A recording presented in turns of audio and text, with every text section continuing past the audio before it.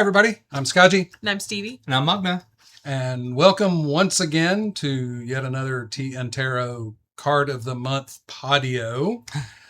We've decided we're going to stick with that, I guess. I guess so. Puns are fun. Mm-hmm. Well, we're glad you're here and spending some of your time with us. Card for this month is going to be the Four of Pentacles.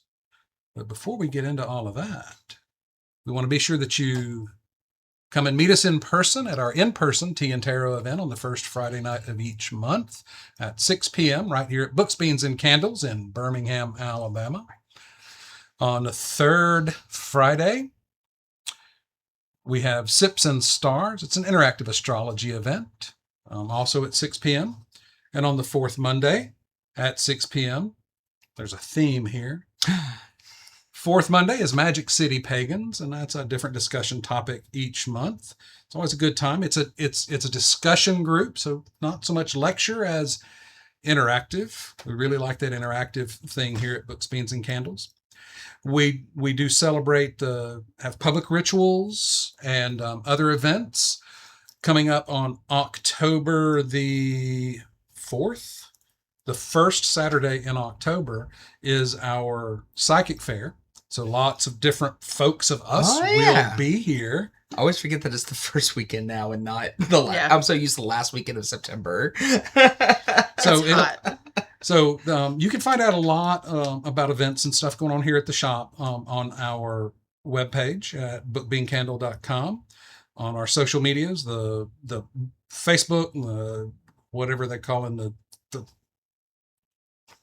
TikToks and the Instagrams and if I ever make the TikToks. So that's a TikTok person, so you can always get on Magna. So I think that's all we've got coming up right now. But we're so glad you're here. And tonight we're going to talk about the Four of Pentacles. The Four of Pentacles? Yes. Ta-da! It didn't transition like it was supposed to. Oh.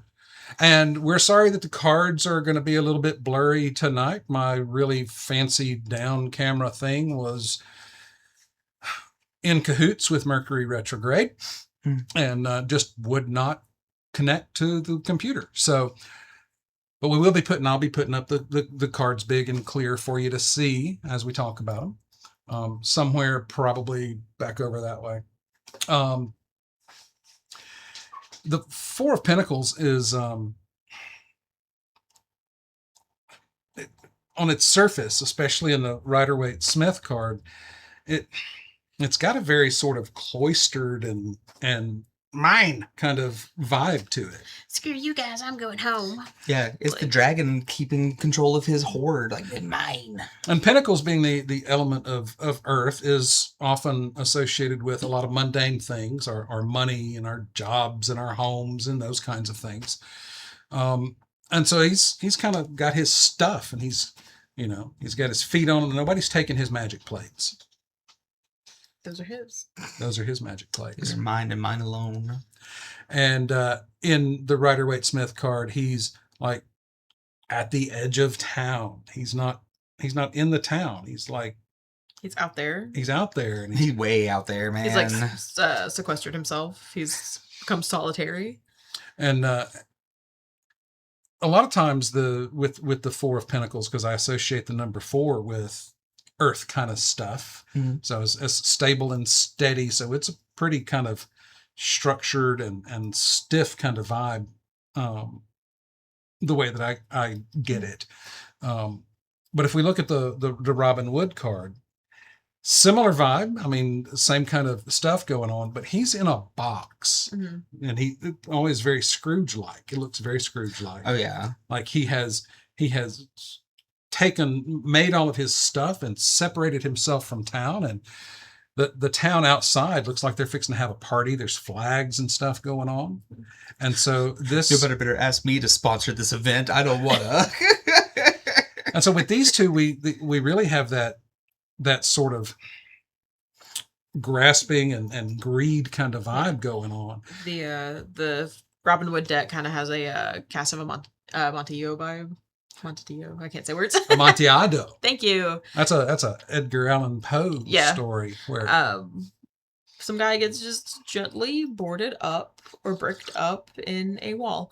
Kind of the same vibe though, except instead of the wall, let's just put it all around you. And also a greedy thing. So one of the ways that we can look at this in a more positive kind of way, and maybe not so much in the Robin Wood deck, but in the Rider-Waite-Smith, is its management of resources. I have collected these things to myself, and now I need to take care of them. This card here, Stevie, is from deck that you like, and Magna likes this deck a lot too. Yeah. So what are we getting off of this one? In the Fyodor Pavlov deck, I like this one because she's hiding him behind her back. But if you were to view this card kind of from the front, she would just kind of have like a modest, docile, like noblewoman's vibe, which I think also kind of ties into the Four of Pentacles as well. You have like rigidity and like conservatism, but like modesty. There's like a very like we're keeping it reserved, kind of vibe to it. And also to me, especially in this particular deck, the Four of Pentacles and the Seven of Swords have an overlap in vibes a little bit because there is a secrecy thing, because it's like, don't look at my resources, they don't exist. What are you, the IRS? Like of like keeping things away from other people's eyes, and obviously like pertaining to different realms of stuff, but they hold hands. And a lot of times for me, whenever this card comes up, it is usually like an indicator of like, you know, you ain't got to give 100% of yourself to everybody around you. Just because you have friends who are like, please do this for me. You ain't got to do that. Keep a lot of that energy for yourself. And one of the things that the astrology is tied into this, and I'm not an astrologer. That's Stevie's job. But one of the resources I read associated with the third decan of Capricorn. So what the heckin' is a decan? It kind of just depends. The easiest way to describe it in my like very bad layman's terms is it just kind of depends on where it falls within its cycle around the sun. So their decan's the one that happens right after the change into the next sign. But a Mercury in Capricorn is really funny. I can't remember if it's to its fall or to its detriment, one of the two. But it is antithesis to one another. Mercury so fast and so mobile, it's typically associated with like Gemini or Virgo, like very active, go, communicative, whatever, get it done, creative isms. And then you have Capricorn, which is not that. It's slow and methodical and careful. It's very aware of resources. It's very like investment banker-esque in a lot of regards.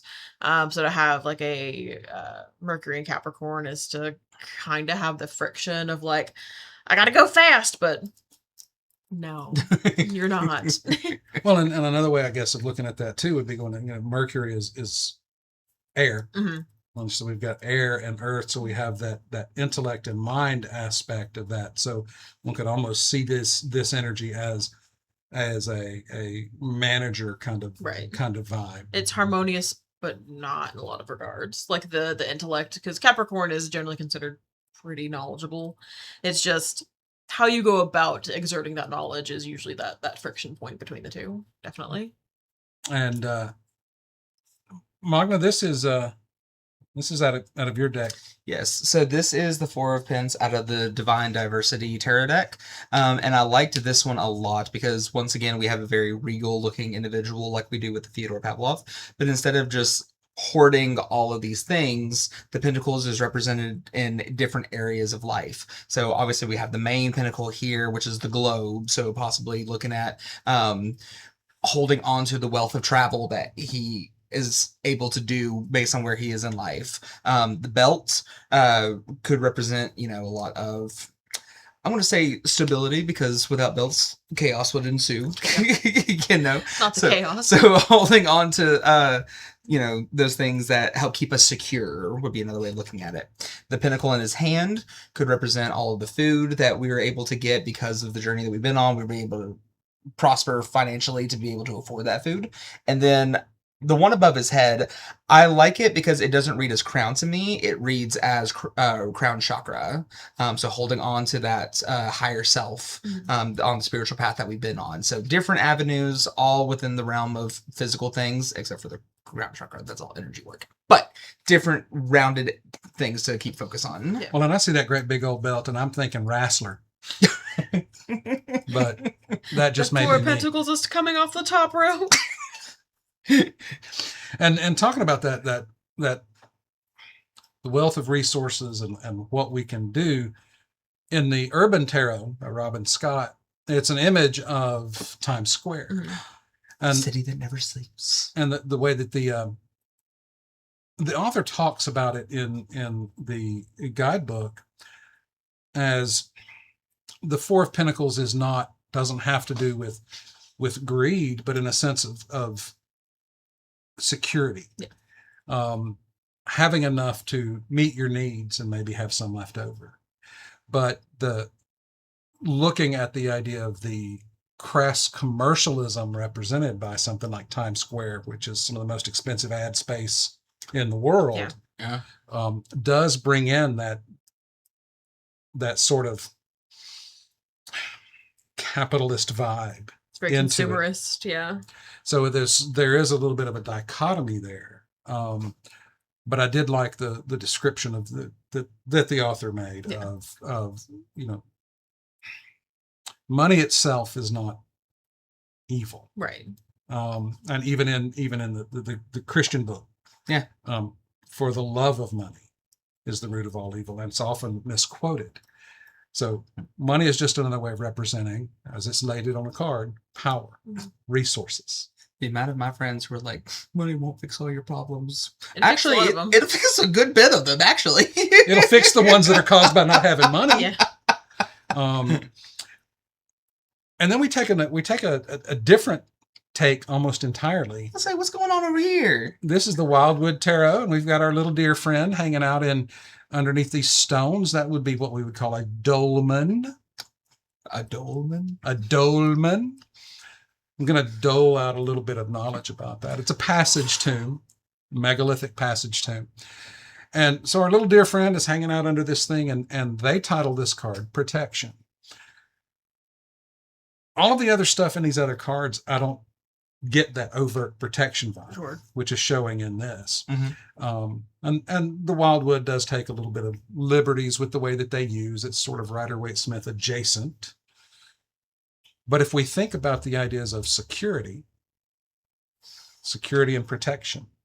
So sometimes, though, that sense of protection or that sense of security just comes from having a quiet place for a little lie down, a little peaceful place where we're protected. So security can mean lots of different things. And, having resources enough to take care of ourselves is itself a protective kind of thing. Any other ideas on these cards? No, I think we covered a decent amount. So there we have it. Our look at the Four of Pentacles for the August edition of the Card of the Month from Tea and Tarot. Books, Beans, and Candles in Birmingham, Alabama. We hope to see you in person on the first Friday of the month at 6 p.m. right here. We'll talk to you next time. Safe journeys. Test. Test? A test? I didn't study. Oh, no.